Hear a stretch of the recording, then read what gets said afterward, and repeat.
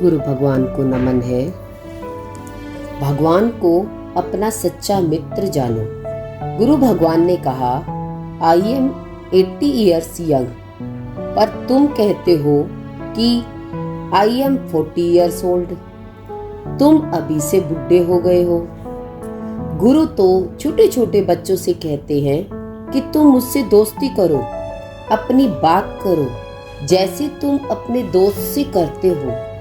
लगता ही नहीं था कि ये अलग अलग है, जैसे गुरु और हम एक ही हैं। गुरु से डरना नहीं चाहिए। गुरु से प्रेम पूर्वक बात करो, जैसे हम अपने दोस्त से अपने मन की, अपने अंदर की सब बात करते हैं, ऐसे ही गुरु को भी दोस्त जानो। अद्वैत में रहो, गुरु को अपना आप ही जानो। मैं ही तो हूँ, वो मेरा ही स्वरूप है। एक ही आत्मा करके जानो। मैं और गुरु एक ही है। आत्मा एक है, द्वैत नहीं है। भगवान से भी द्वैत नहीं रखो।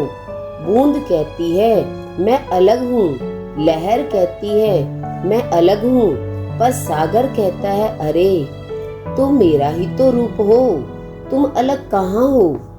जो तू है सो मैं हूँ, जो मैं हूँ सो तू है। जब भगवान से अभेद होकर रहेंगे तो डर निकल जाएगा। अभेद से मतलब भक्ति से है। श्रीमद् भगवत गीता में भगवान कहते हैं, हे अर्जुन, तुम मेरे को तत्व से जानो। तत्व से जानने का मतलब है तुम और मैं एक ही हैं। अर्जुन की आत्मा, कृष्ण की आत्मा एक ही है, लेकिन अर्जुन अपने को देह समझकर बैठा है, पर कृष्ण अर्जुन को भी अपने से मिलाकर एक करता है। कृष्ण कहता है अर्जुन भी मैं हूँ, पर अर्जुन कहता है नहीं, मैं जुदा हूँ, तुम जुदा हो। मैं हूँ भक्त, तुम हो भगवान। भक्त के अंदर जब तक द्वैत है तब तक झगड़ा है। भक्त को जब तक मन है तब तक दुख है, तब तक जुदाई है। मैं भक्त हूँ, मैं भक्ति करता हूँ, इसमें भी भेद है। जब तलक है भेद मन में, कुछ नहीं बन पाएगा। रंग लाएगी ये भक्ति भेद मिट जाने के बाद। जब तक ये भेद नहीं मिटेगा तब तक भक्ति रंग नहीं ला पाएगी। जब भक्त और भगवान का भेद मिट जाएगा तभी भक्ति का रंग चढ़ेगा। तू और कहीं, मैं और कहीं, ये नाम का सजदा कौन करे। तू सामने आ तो मैं सजदा करूं, तब लुत्फ है सजदा करने का। मैं यहाँ और भगवान आसमान में, तो कैसे सजदा करे। तुम धरती पर गिरा पड़ा है तो भगवान से एकता कैसे होगी। भगवान से कहो तुम आसमान से उतर कर आओ और फिर मेरे से मिलकर एक हो जाओ। जैसे अनल पक्षी होता है, वो आसमान में उड़ता है और उसके अंडे जमीन की तरफ आ रहे होते हैं। वो आसमान से ही उन अंडों को ऐसी नजर देता है और उस नजर से अपने बच्चों को वो पंख देता है, जो वो उड़ के अपने माँ बाप से मिलकर एक हो जाते हैं। ऐसे ही गुरु भी हमको ऐसी नजर देता है, गुरु ऐसी शक्ति देता है जो हमें देह से हटाकर आत्मा में टिकाता है, अपने से मिलाकर एक करता है। इस तरह से ना हम देह हैं, ना गुरु देह हैं, ना भगवान देह हैं। द्वैत से अद्वैत में आने पर दुख का मिटना। किसी को देह करके नहीं देखो, सर्व को आत्मा करके देखो। ये देह तो छूटने वाली है, जलने वाली है, सड़ने वाली है। ये देह विकारी है, विनाशी है, आत्मा अविनाशी है। तुम क्षेत्रज्ञ हो, देह क्षेत्र है। तुम इस क्षेत्र को जानने वाले हो। इस तरह से तीनों कालों में तुम देह से जुदा हो। तीनों कालों में तुम्हारा देह से, मन से मिलाप हुआ ही नहीं है। तुम फिजूल में अपने को देह मन समझ के बैठा है। और दुखी सुखी होता रहता है। अद्वैत आत्मा में रहने से और सर्वत्र आत्मा देखने से कोई दुख संताप नहीं रहेगा। द्वैत में सारा दिन दुख है, अज्ञान में ही सारा दुख है। तुम्हारा अज्ञान जाएगा ज्ञान से।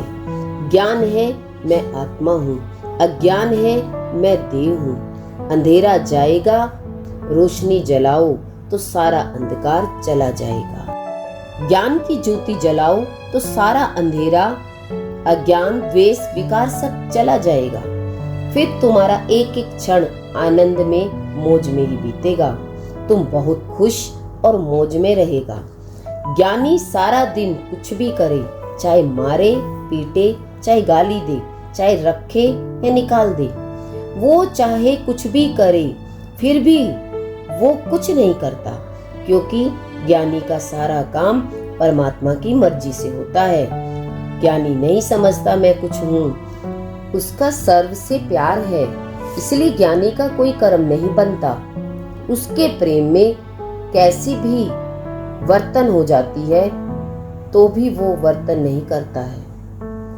भगवान ने श्रीमद् भगवद गीता में कहा है, ज्ञानी कैसे भी बरतता हुआ मेरे में ही बरतता है।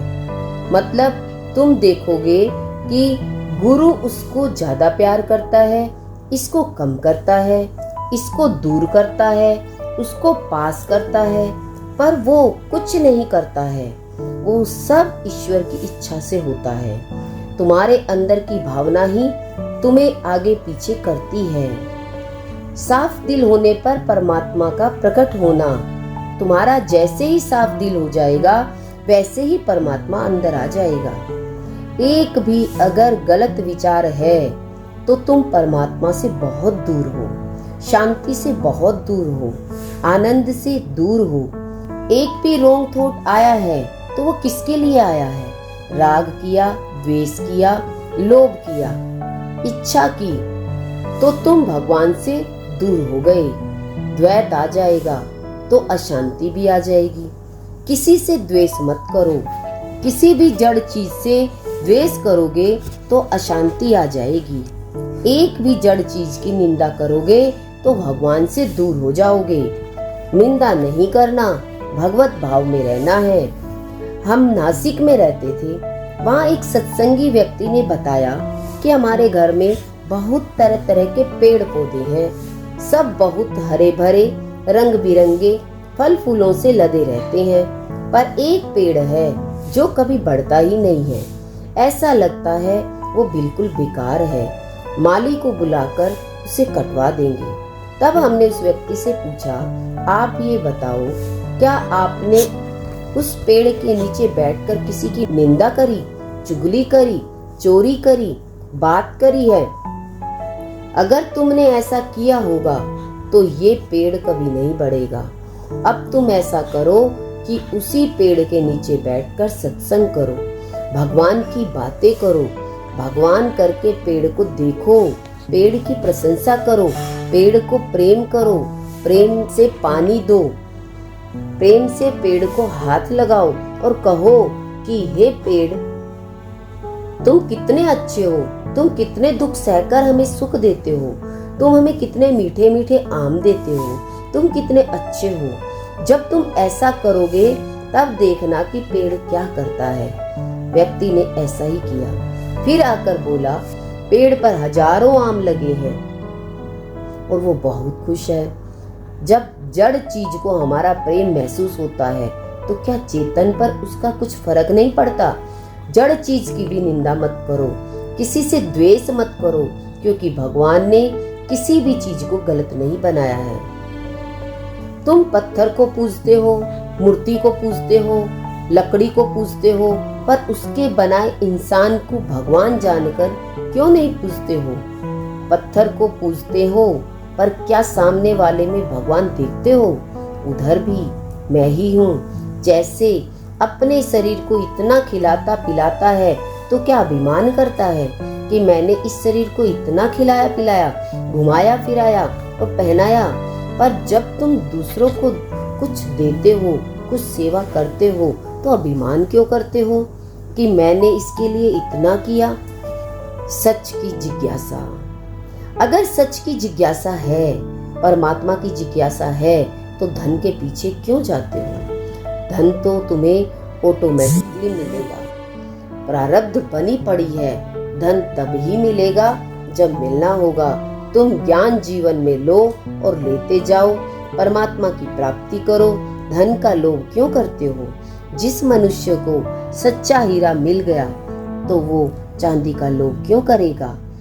जिस मनुष्य को ब्रह्म ज्ञान मिल गया, आत्मा का धन मिल गया, वो दूसरे धन का लोभ क्यों करेगा? जिसके जीवन में ब्रह्म ज्ञान आ गया, वो ईश्वर इच्छा के अनुसार चलता है, उसकी चाहना खत्म हो जाती है, वो मनुष्य संतुष्ट रहता है। मनुष्य सारे पाप करके, गंदे काम करके, दिल गंदा करके धन कमाता है। मनुष्य अपने परिवार के लिए सब गलत काम करता है, पर उससे उसे क्या मिलेगा? उसका तो दिल गंदा हो गया। अब उसे ईश्वर नहीं मिलेगा, शांति नहीं मिलेगी, आनंद नहीं मिलेगा।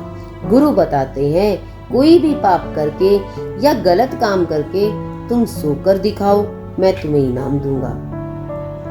लोग नींद की गोली इसलिए लेते हैं क्योंकि लोग गलत काम करते हैं, लोग पाप करते हैं, दोष देखते हैं, ब्लैक मार्केटिंग करते हैं, तो इन्हें नींद बिल्कुल नहीं आएगी। उन्हें सिर दर्द होगा और नींद नहीं आएगी। गुरु भगवान के शुक्राने।